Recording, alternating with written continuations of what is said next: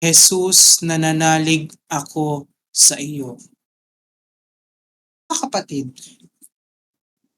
akin pong ipagpapaumanhin at aking papanatilihing maiksi ang aking pagdinilay sa kadahilanang gabi na po tayo. At intindi ko po na ang iba sa atin dito ay may gawain pa para bukas. Ngunit nais pong pagnilay-nilayan ang misteryo ng katawan at dugo ng ating Panginoon. Narinig natin sa pagbasa kung saan ang sulat ni Apostol San Pablo sa mga taga-Korinto ay nagsasabi na kung papaano natin gugunitain, aalahanin ang ating Panginoon na siyang sentro ng ating pagdiriwang ngayon. Kung alam lamang ninyo, ang mga sulat ni Apostol San Pablo ay higit na matanda pa sa Ebanghelyo ni San Mateo, Lucas, Marcos, at ni San Juan.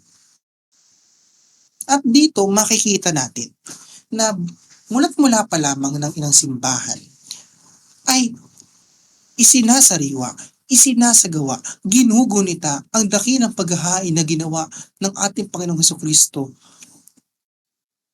doon sa Cenaculum, doon sa upper room, doon sa lugar kung saan kanyang tinatawag ang Eukaristiya, kung saan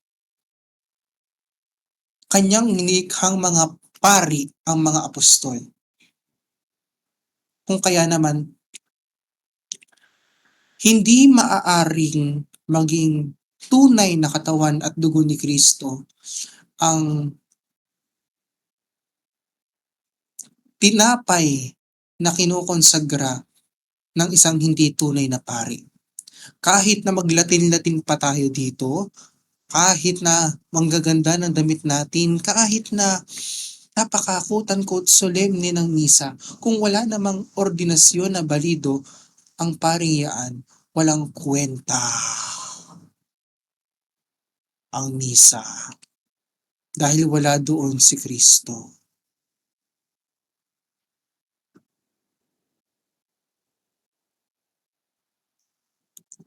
Doon pa lamang natin sana matanto na hindi lahat ng misa ay pare-pareho. Hindi lahat ng misa na porke espasol ay merong ostya, may alak, may kalis, nandun na si Kristo. Mahalaga ang pagpapatong ng kamay na balido, gayon din ang paglalangis nito. Mahalaga na balido ang ordinasyon, pagkat kung hindi ito balido, ay walang kwentang nagaganap sa altar. Ang tinapay ay nanatiling tinapay. Ang alak ay nanatiling alak. Hindi siya nagiging katawan at dugo. Hindi pumapanaog ang Espiritu Santo. Ay yun ang mahalaga.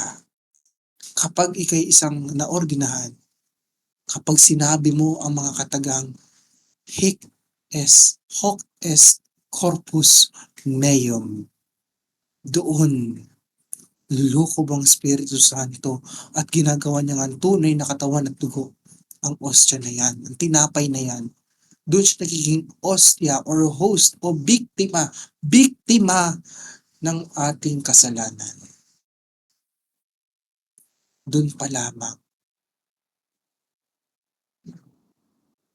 Meron din sa ating babala na oo, ang ostya, ang bukal ng buhay, si Kristo, ang pagtanggap natin sa Kanya sa banal na Eucharistia ay punong-puno ng grasya. Ngunit meron sa ating babala na kung sino man ang kumain ng tinapay na ito at uminom sa kalis na ito nang hindi karapat-dapat, they will be guilty of the body and blood. and he eats and drinks judgment to himself. Mga kapatid, ito isang malalang problema sa atin ngayon sa inang simbahan. Napakarami nga natin tumatanggap ng komunyon.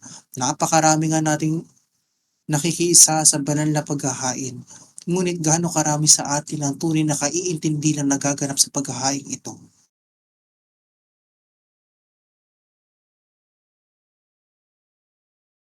Karami sa atin ang tumatanggap sa komunyon sa estado ng grasya.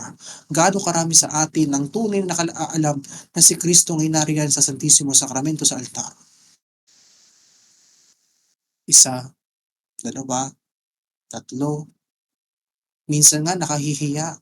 Ang mga lingkod ng banay walang kaalam-alam. Ang mga lingkod ng banay nangangahaspang bastusin ang Santisimo. Ng higit na kababahala sa ating bansa. Higit na kababahala sa ating simbahan. Napakarami nga natin mga Katoliko sa bansang Pilipinas, ngunit sa 80 million na yun, gaano karami ang nagmamahal sa Santisimo Sakramento? Gaano karami ang umiibig sa Kanya diyaan sa Santisimo Sakramento sa altar? Gaano karami nakaiintindi na kapag kinain mo ang Kanyang katawan ng dugo na nasa estado ng salang mortal, ikaw ay masusunog sa impyerno? Natatanto ba nila na sa tuwing sila'y nagkakasala, sila'y kandidato na sa impyerno? Mga kapatid, labis na kababahalang katotohanan na ating hinaharap. Ang dami-dami nga nating Katoliko ngunit talamak ang korupsyon. Ang dami-dami natin ditong mga Romano Katoliko ngunit talamak pa rin ang problema ng bansa. Dami nating Katoliko ngunit talamak ang krimen.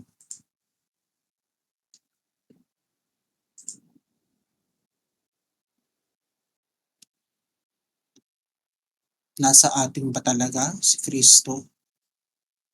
Naiintindihan ba talaga natin si Kristo?